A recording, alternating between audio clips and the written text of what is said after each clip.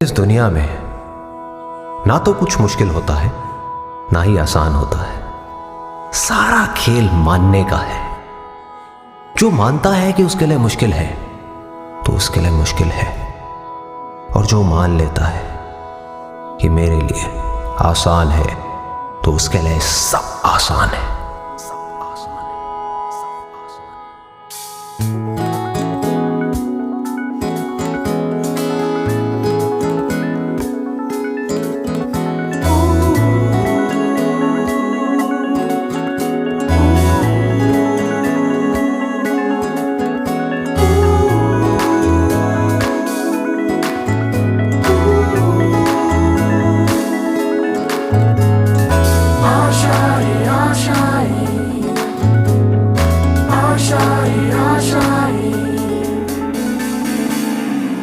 तेरी वो रफ्तार हो, रोके से भी तू ना रुके, हासिल कर ऐसा शिखर, पर्वत की भी नजरें उठे। आशाएं, उम्मीदें, अब मुश्किल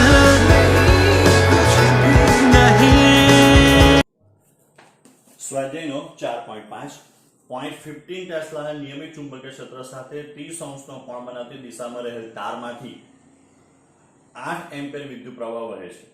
આ તાર પર એકમ લંબાઈ દીઠ લાગતું ચુંબકીય બળ કેટલું હશે? તો જો આપણે સાદી આકૃતિનો પ્રયત્ન કરીએ તો તાર એમાંથી I બરાબર કેટલા, તો I બરાબર આપણને એમ કીધું છે કે આ તારમાંથી 8 एम्पियर प्रवाह। જે ચુંબકીય ક્ષેત્ર જે છે એ ચુંબકીય ક્ષેત્ર B આની સાથે થીટા બરાબર 30 અંશનો કોણ। આકૃતિ દોરવાની જરૂર છે, આપણે સમજવા માટે દોરીએ છે। તો આપણે એમ કહી શકાય ભાઈ L લંબાઈના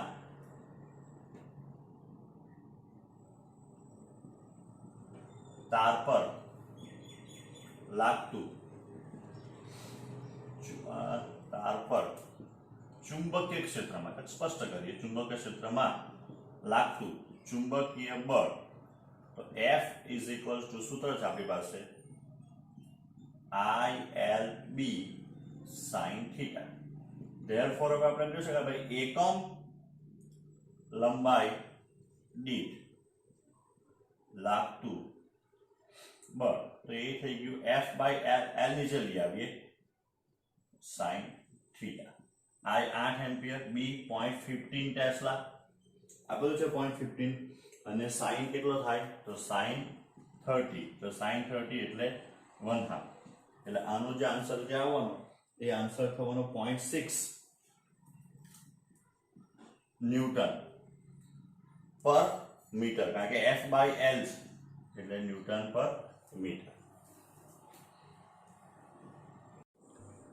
નેક્સ્ટ સ્વાધ્યાયનો 4.6। તો સ્વાધ્યાયનો 4.6 માં શું કીધું છે? 3 સેન્ટીમીટર લંબાઈના તારમાંથી 10 એમ્પિયર વિદ્યુત પ્રવાહ પસાર થાય છે, જેને એક સોલેનોઇડના અક્ષને લંબ રૂપે મૂકેલો છે। સોલેનોઇડની અંદરની ચુંબકીય ક્ષેત્ર 0.27 ટેસ્લા છે, તો તાર પર કેટલું ચુંબકીય બળ લાગે? તો જો આ ધારો કે સોલેનોઇડ છે, બરાબર છે। આપણને એમ કીધેલું છે કે સોલેનોઇડની અક્ષને લંબ રૂપે મૂકેલો છે, તો આ સોલેનોઇડની અક્ષ થઈ।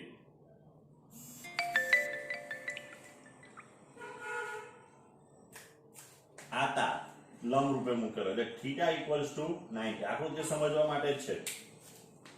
તો એમ કહી શકાય કે ભાઈ L લંબાઈના તાર પર લાગતું ચુંબકીય બળ। સોલેનોઇડ તો માત્ર ઉપયોગ શું છે? તો અહીં આગળના દાખલામાં આપણને 0.15 ટેસ્લાનું ચુંબકીય ક્ષેત્ર આપી દીધેલું, બરાબર છે। એની જગ્યાએ અહીં આપણને શું કીધું ભાઈ સોલેનોઇડ છે। સોલેનોઇડનો ઉપયોગ શું છે? તો સોલેનોઇડનો ઉપયોગ એમ કે ચુંબકીય ક્ષેત્ર શોધવા માટે, અથવા ચુંબકીય ક્ષેત્ર આપે તો F ઇઝ ઇક્વલ ટુ સૂત્ર છે ILB sin थीटा, બરાબર। ચાલો હવે I કેટલો છે 10 એમ્પિયર. કેટલા લંબાઈનો તાર છે 3 સેન્ટીમીટર, એટલે 3 × 10⁻². સોલેનોઇડ ની અંદર કેટલું ચુંબકીય ક્ષેત્ર છે 0.27 અને sin 90 એટલે 1 એટલે 0.81 જેવું કંઈક થશે. હા, તો એને આપણે ફેરવી નાખીએ તો 8.1 10⁻². અહીંયા આપણને જે પૂછેલું છે એ અહીંયા આપણને જે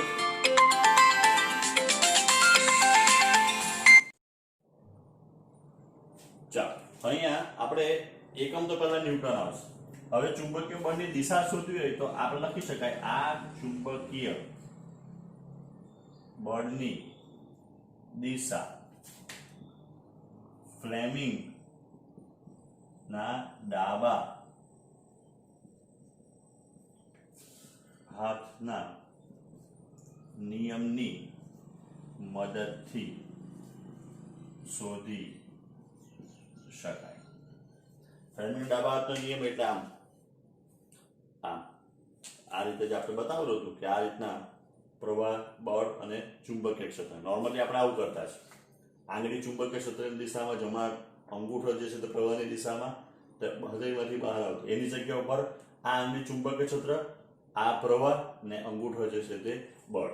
તો ફ્લેમિંગના ડાબા હાથનો જે છે એ આ રીતના આપણે થી શોધી શકીએ.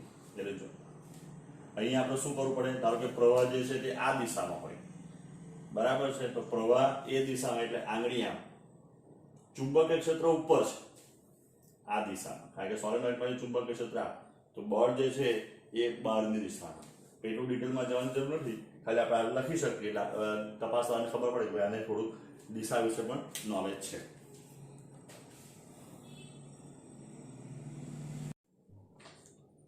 હવે સ્વાધ્યાયનો 4.7. તો સ્વાધ્યાયનો 4.7 માં આપણને કીધું કે 4 સેન્ટીમીટર અંતરેલા બે લાંબા સીધા અને સમાંતર તાર A અને B માંથી 8 એમ્પિયર અને 5 એમ્પિયર પ્રવાહ એક જ દિશામાં અથવા સમાન દિશામાં વહે છે. તાર A ના 10 સેન્ટીમીટર લંબાઈના ભાગ પર લાગતું ચુંબકીય બળ શોધો. એટલે બે તાર આપણને આપેલા છે, બે તાર જે છે એક તાર A છે, બીજો તાર B છે. આમાંથી I1 પ્રવાહ પસાર થાય, આમાંથી I2 પ્રવાહ પસાર થાય. તો આપણને ખબર છે કે બે સમાંતર તારો વચ્ચે લાગતું, બે સમાંતર પ્રવાહધારી તારો વચ્ચે લાગતું ચુંબકીય બળ, તો F = સૂત્ર છે μ0 I1 I2L / 2πr. બરાબર છે, આપણે એમ્પિયરના અવલોકન પરથી આ સૂત્ર તારવેલું હતું તે. હવે અલગ અલગ કિંમતો મૂકીએ તો μ0 એટલે 4π × 10⁻⁷ I. તો I કેટલો છે, તો I આપણને એક I આપણો છે I1 ધારો કે 8 છે અને I2 5 છે. આ L એટલે કે આના કેટલા લંબાઈ દીઠ, તો આપણે એમ કહી શકાય સ્મોલ L લંબાઈ માટે. તો એ 10 સેન્ટીમીટર 10 × 10⁻² મીટર, બરાબર. અને આપણને અંતર, બે વચ્ચેનું અંતર, બે તારો વચ્ચેનું જે લંબ અંતર જે છે આ એ પહેલા જ કીધેલું છે કેટલું છે 4 સેન્ટીમીટર અંતર. એટલે 2π તેમના તેમ રાખ્યા 4 × 10⁻² મીટર. તો F ની જે સૂત્ર કિંમત આવશે એ F આપણને મળવાનો 2 × 10⁵ ન્યૂટન. બરાબર. અહીંયા બંને બળ જે છે, બરાબર, એ બંને પ્રવાહ એકબીજાને એક જ દિશામાં વહેતા હોવાથી બંને તારમાં પ્રવાહની દિશા સમાન હોવાથી, બરાબર, બે તાર વચ્ચે કેવું આકર્ષણ લાગવાનું, પણ કોના પર બળ લાગતું છે A પર, કોણ લગાડતું છે B પર, એટલે બળ આ દિશામાં લાગવાનું F, બરાબર. એટલે હોવાથી A પર B ને લંબ, A પર B તરફ લંબ દિશામાં બળ લાગશે. બરાબર.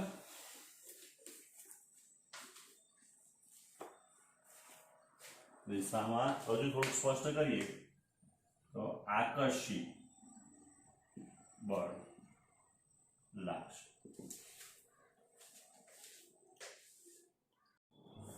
સ્વાધ્યાયનો 4.11 એક ઓરડામાં 6.5 ગાઉસ, એક ગાઉસ એટલે 10⁻⁴ ટેસ્લા. ટેસ્લા એ મોટો એકમ છે, ગાઉસ નાનો એકમ છે. જેટલું નિયમિત ચુંબકીય ક્ષેત્ર લાગેલું છે. આ ક્ષેત્રમાં લંબરૂપે ઇલેક્ટ્રોન 4.8 × 10⁶ મીટર પર સેકન્ડથી ઝડપે છોડવામાં આવે છે. ઇલેક્ટ્રોનનો માર્ગ વર્તુળાકાર કેમ હશે તે સમજાવો. વર્તુળાકાર માર્ગની ત્રિજ્યા શોધો. ઇલેક્ટ્રોનનો વિદ્યુતભાર અને દળ આપણને આપેલું છે. તો આપણે ઘણી વખત ચર્ચા કરી ચૂક્યા છે અને એની થિયરી બી આપણે સાબિત કરી છે કે ભાઈ વર્તુળાકાર કેમ હોય. તો સમાન ચુંબકીય ક્ષેત્રની અંદર જ્યારે ઇલેક્ટ્રોન દાખલ થાય લંબ રૂપે,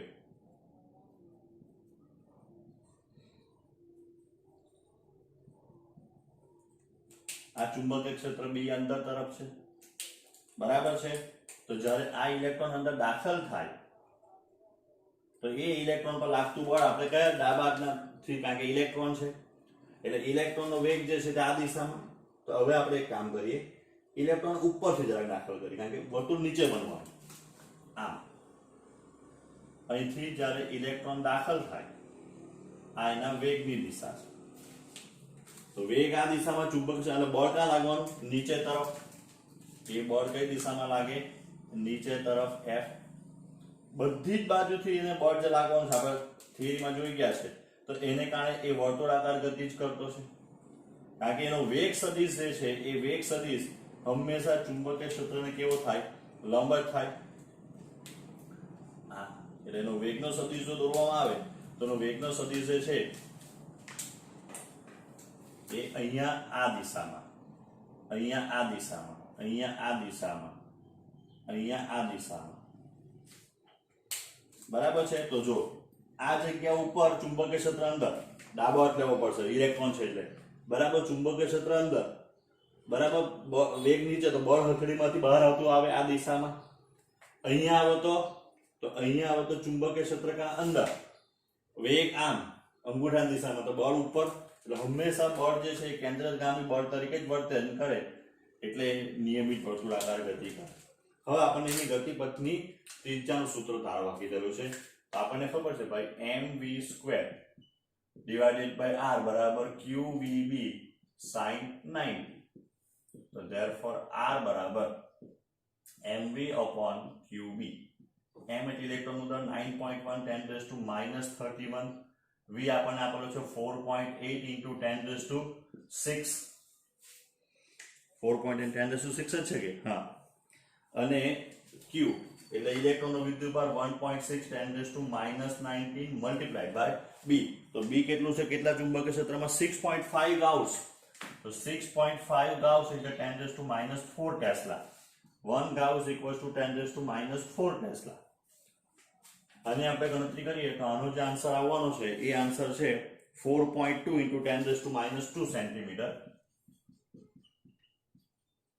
એટલે કે 4.2 આ મીટર અથવા 4.2 સેન્ટીમીટર. આ બધું આપણે એમ કેસમાં લીધું છે, આન્સર મીટરમાં આવે 4.2 10⁻² મીટર અથવા 4.2 સેન્ટીમીટર. ચાલો, સ્વાધ્યાયનો 4.12 બી આની સાથે કનેક્ટેડ છે. વેલ્યુ બધી આ જ ઉપયોગ કરવાની છે, પણ ગણવાનું બીજું છે. સ્વાધ્યાયના 4.11 માં વર્તુળાકાર કક્ષામાં ઇલેક્ટ્રોનની ભ્રમણની આવૃત્તિ શોધો. શું આ ઇલેક્ટ્રોનની ઝડપ પર આધાર રાખે છે? સમજાવો. તો ઇલેક્ટ્રોનની આવૃત્તિ માટે આપણે સૂત્ર લખવું તો ડાયરેક્ટ બી લખી શકીએ અને ગણતરી કરીને મેળવવું તો મેળવી બી શકાય. તો સૂત્ર કયું આવશે? તો આવૃત્તિનું સૂત્ર છે ન્યુ કે F બરાબર 2π BE/2πm. બરાબર. તો B આપણને આપેલું છે 6.5 × 10⁻⁴. ઇલેક્ટ્રોનનો વિદ્યુતભાર 10⁻19 2 3.14 ને m એટલે ઇલેક્ટ્રોન દળ 9.1 10⁻31. તો ન્યુ ની જે વેલ્યુ આપણને મળે આવૃત્તિ એ 18.18 × 10⁻⁴ 6 હર્ટ્ઝ, 10⁶ એટલે મેગા હર્ટ્ઝ, 10⁸ મેગા હર્ટ્ઝ એટલે આપણને મળે. બરાબર છે. સૂત્રની અંદર તમે જુઓ કે સૂત્રની અંદર વેગ આવતો નથી. આપણે થિયરીમાં બી ચર્ચા કરી સાયક્લોટ્રોનમાં, એનો વેગ કે વેગમાન વધે તો ત્રિજ્યા ભલે વધતી હોય, એની આવૃત્તિ બદલાતી નથી. એટલે લખી શકાય ભાઈ આવૃત્તિના સૂત્ર પરથી સ્પષ્ટ છે કે આવૃત્તિ વેગ પર આધારિત નથી. આવૃત્તિ વેગ ઉપર આધારિત નથી.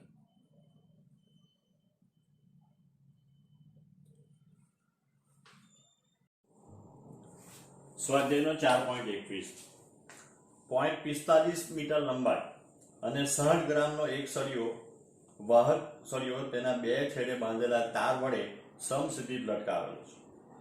તારોમાં થઈને સળિયામાં પ્રવાહ 5 એમ્પિયર જેટલો વહે છે. આ સળિયાને લંબરૂપે કેટલું ચુંબકીય ક્ષેત્ર ઉત્પન્ન કરવું જોઈએ કે જેથી તારમાં તણાવ શૂન્ય થાય? પેલા આટલું ગણીએ તો જો અહીંયા આપણને એવું કીધેલું છે કે એક દ્રઢ આધાર ઉપરથી બે તાર લટકાવ્યા. એ બે તાર સાથે શું કર્યું તો એક સળિયો જે છે એ બાંધ્યો.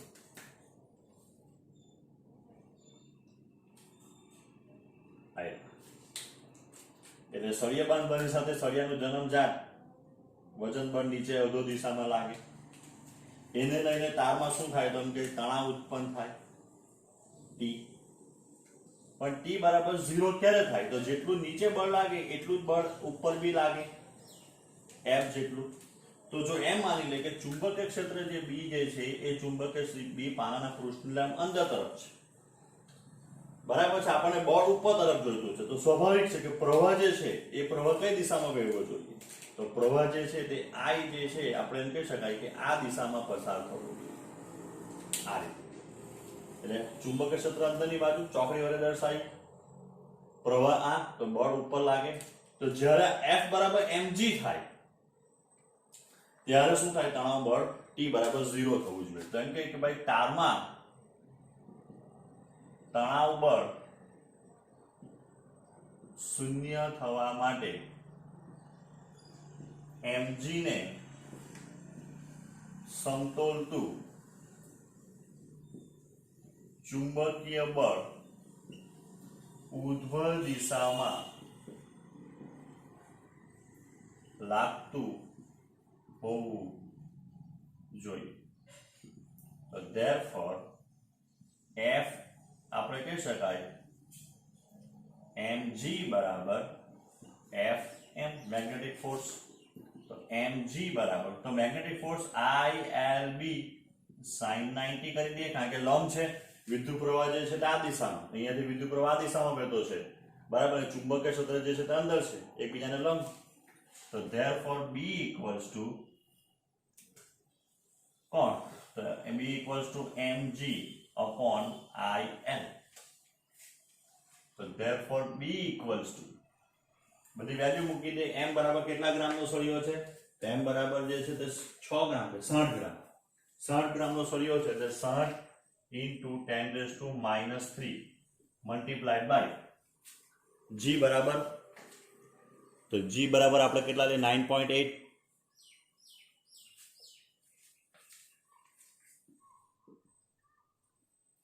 I કેટલો પ્રવાહ પસાર થતો છે એમાંથી 5 એમ્પિયર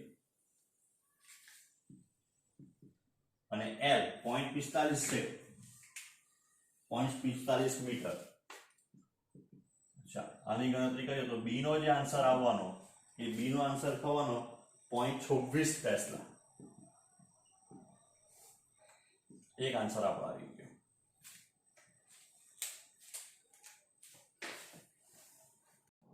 બી માં આપણને એવું કીધેલું છે કે ચુંબકીય ક્ષેત્ર જે છે તે દિશામાં રહેવા દઈએ અને તારોમાં આપણે પ્રવાહની દિશા ઉલટાવી દઈએ તો તારામાં ઉદ્ભવતું નવું તણાવ બળ. તો જો આ તો નીચે mg છે, ચુંબકીય ક્ષેત્ર અંદરની બાજુ, પ્રવાહ જે છે તે કઈ દિશામાં વહેવડાવવાનો હવે આ દિશામાં. તો પ્રવાહ દિશામાં ચુંબકીય ક્ષેત્ર બળ ક્યાં લાગવાનું F એમ નીચે લાગવાનું, બરાબર છે. તો હવે આપણે એમ કહી શકાય કે ભાઈ તારમાં ઉદ્ભવતું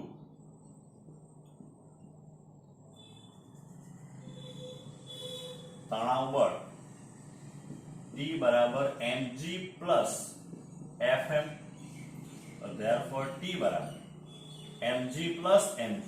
કેમ? તો આપણે આગળ લખેલું છે કે mg બરાબર fm, કારણ કે મૂલ્ય તો તેનું તે જ રહેવાનું છે, માત્ર દિશા ઉલટાઈ જવાની છે. કેમ? તો એનું કારણ છે કે પ્રવાહનું મૂલ્ય બી તે, ચુંબકીય ક્ષેત્રનું મૂલ્ય બી તે, અને sin થીટા બી તે, માત્ર પ્રવાહની દિશા એટલે 2mg થઈ ગયો. તો 2 m બરાબર કેટલા છે? 60 ગ્રામ, એટલે 60 × 10⁻³ 9.8, એટલે T બરાબર જે આન્સર આવવાનો એ T બરાબર આન્સર થવાનો 1.176 ન્યૂટન.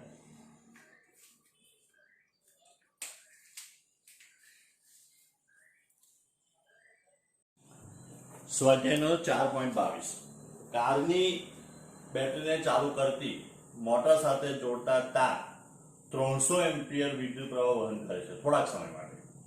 આ તાર 70 સેન્ટીમીટર લાંબા હોય અને તેમની વચ્ચેનું અંતર 1.5 સેન્ટીમીટર હોય તો એકમ લંબાઈ દીઠ તારો વચ્ચે લાગતું ચુંબકીય બળ કેટલું હશે? આ બળ આકર્ષી કે અપાકર્ષી હશે?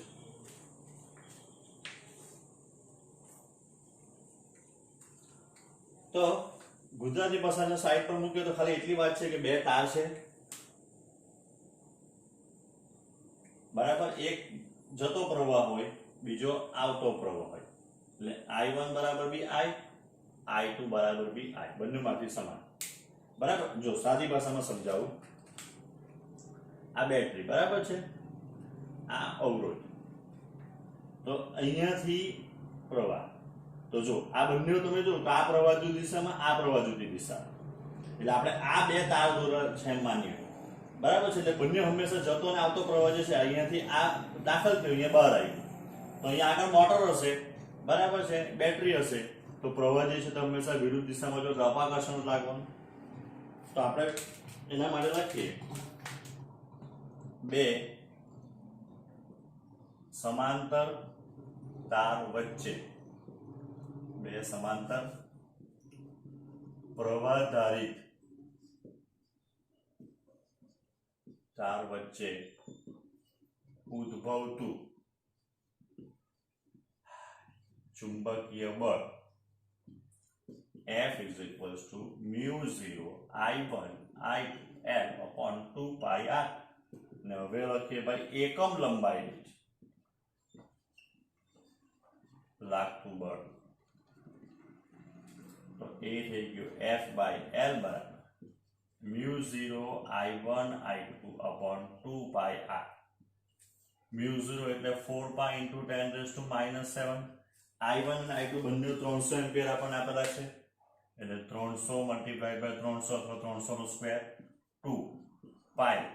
r કેટલું છે? બે વચ્ચેનું અંતર, તો બે વચ્ચેનું અંતર 1.5 સેન્ટીમીટર છે, 10⁻². તો આનો જે આન્સર આવશે એ આન્સર થશે 1.2 ન્યૂટન પર મીટર, બરાબર. હવે આપણને પૂછેલું છે કે આ બળ આકર્ષી છે કે અપાકર્ષી, તો બંને તારમાંથી વહેતો પ્રવાહ વિરુદ્ધ દિશામાં હોવાથી શું કહી શકાય? અપાકર્ષી પ્રકારનું બળ હશે, બરાબર.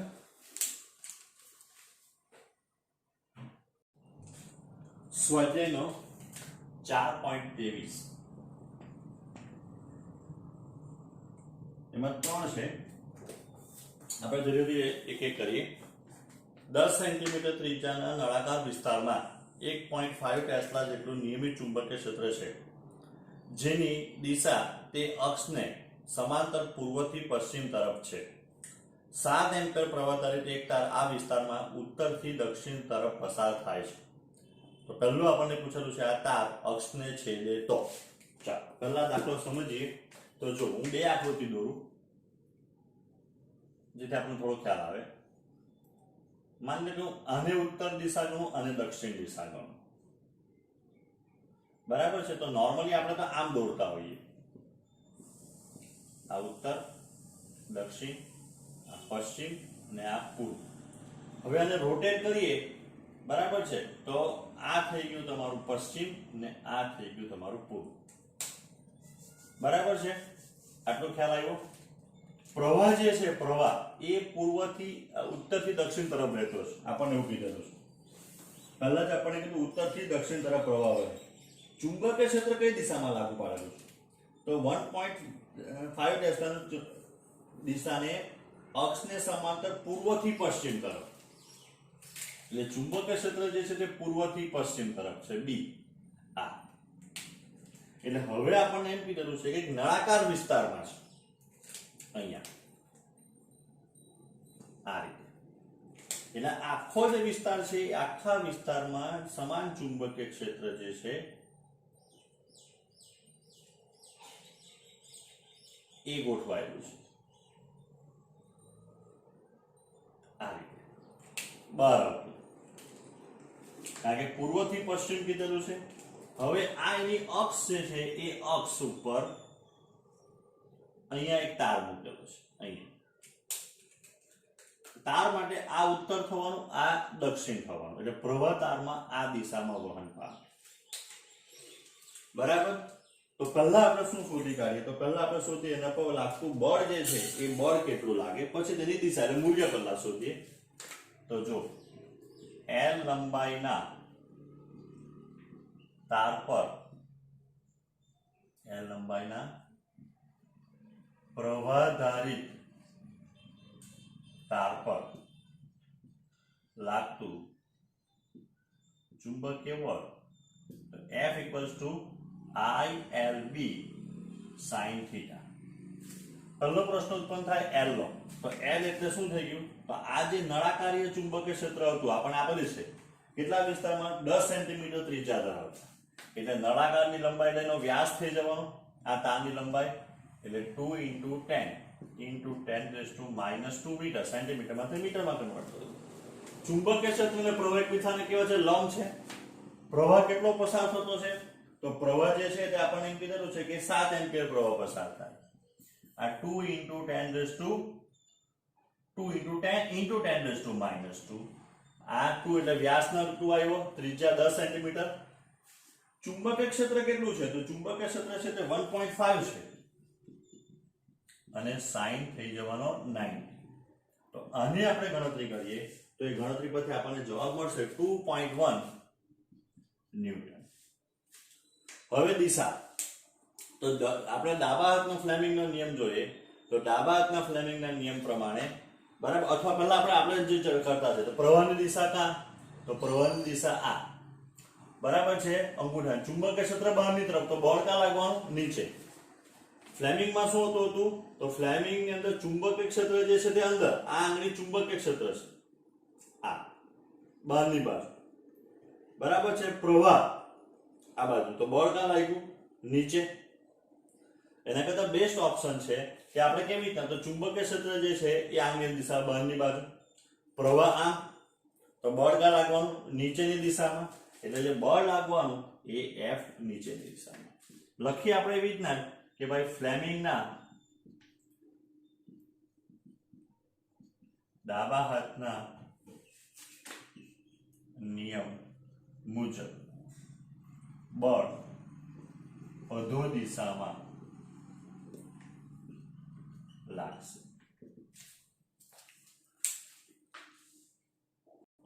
ચાલો બી.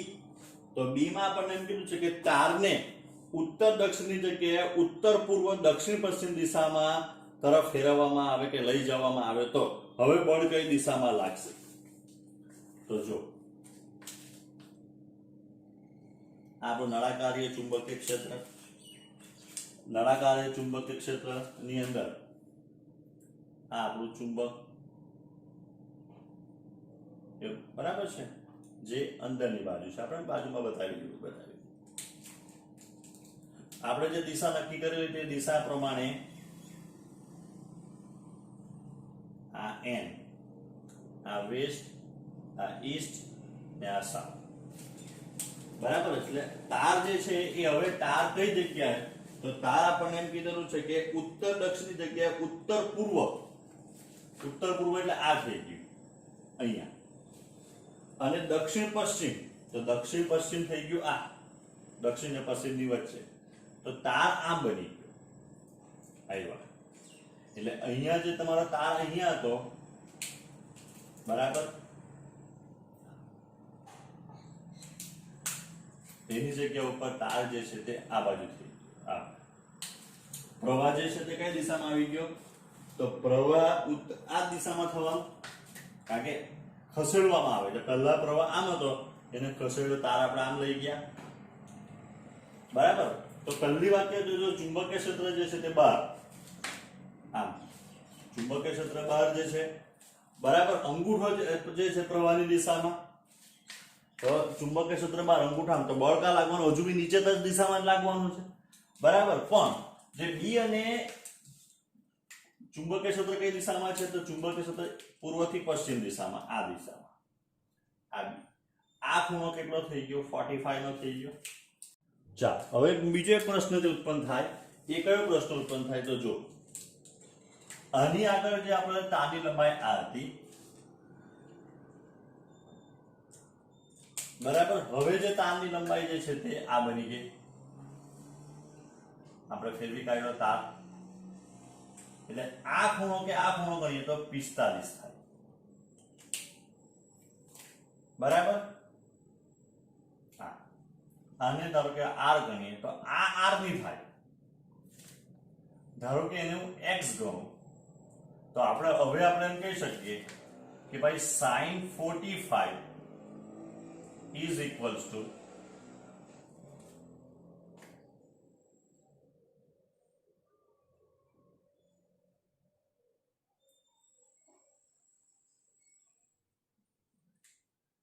તો જો આ બી 45 થાય. તો અહીંયા આપણે લખીએ તો આ થઈ ગયો, આ થઈ ગયો આપણો x. તો અહીંયા sin 45 બરાબર લખીએ તો r by x, એટલે r બરાબર x into sin 45. 2r બરાબર 2x sin 45. બરાબર. 2r એટલે જૂની લંબાઈ, તો જૂની લંબાઈ બરાબર l બરાબર નવી લંબાઈ l ડેશ sin 45. તો હવે આપણે કેટલાક ચુંબકીય બળ જે છે એ I l dash b sin 45. તો I b l dash sin 45. તો આ કેટલા થઈ ગયા, તો એ તો I b l dash sin 45 એટલે તો l, આ 7, આ 0.15 ને l બરાબર આપણને આપેલું છે એ કેટલું છે, આપણે લંબાઈ કેટલી લીધી હતી, તો એ આપણે લીધી 0.2 into 10 into 10 raised to -2.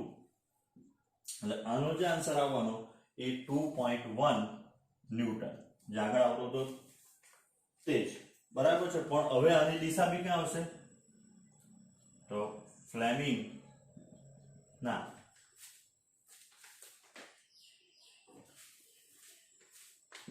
ડાબા હાથના નિયમ મુજબ f ની દિશા નીચે અધો દિશામાં હશે. બરાબર. પશ્ચિમ દિશામાં રહેલા તારને અક્ષથી 6.0 સેન્ટીમીટર નીચે લાવવામાં આવે તો આ પરિસ્થિતિમાં તાર પર લાગતા ચુંબકીય બળનું મૂલ્ય અને દિશા શોધો. તો જો જે તાર અહીંયા હતો એને નીચે ઉતારી પાડો. બરાબર છે. આ આપણને એમ કીધું છે કેટલું છે, તો 6 સેન્ટીમીટર.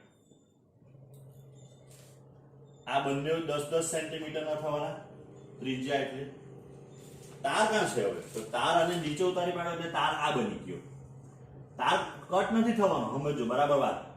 પણ આ જે વિસ્તાર છે તેની બહાર ચુંબકીય ક્ષેત્ર જ નથી, એટલે જેટલો તાર ચુંબકીય ક્ષેત્રમાં હોય આપણે એટલી જ અહીંયા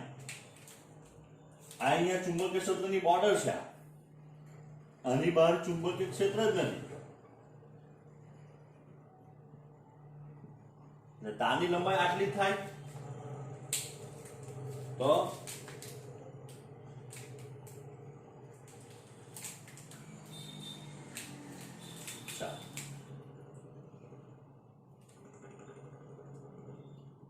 આ બી 10-10 સેન્ટીમીટર ત્રિજ્યા એટલે બરાબર. તો જો તારની આ ધારો અને x ગણું બરાબર છે, તો આપણે કહી શકાય કે x² પ્લસ 6² બરાબર 10² પાયથાગોરસ. તો therefore x² equals to 10² minus 6². તો x equals to વર્ગમૂળની અંદર આ 100 minus 36 એટલે x equals to 8 centimetre. therefore તારની લંબાઈ l બરાબર 2x થઈ જાય, એટલે 2 into 8 into 10 raised to minus 2 centimetre. ને હવે જે બળ આવવાનું F equals to ILB sin 90 થવાનું, કારણ કે આપણે ચર્ચા કરી ચૂક્યા છે આ પરિસ્થિતિમાં જો 90 હોય, કારણ કે તાર ઉત્તર દક્ષિણ દિશામાં જ છે હજુ, હવે ત્યાંથી નીચે ઉતારેલો છે. I બરાબર કેટલો છે? તો I બરાબર આપણને 7 L 2 into 8 into 10 raised to minus 7 multiplied by ચુંબકીય ક્ષેત્ર પોઈન્ટ કેટલું છે 1.5 ટેસ્લા sin 90 એટલે 1. તો આ જે F જે આવવાનું એ થવાનું 1.68 ન્યૂટન. અને ફ્લેમિંગ ના ડાબા હાથના નિયમ મુજબ બળ F અધો દિશામાં લાગશે.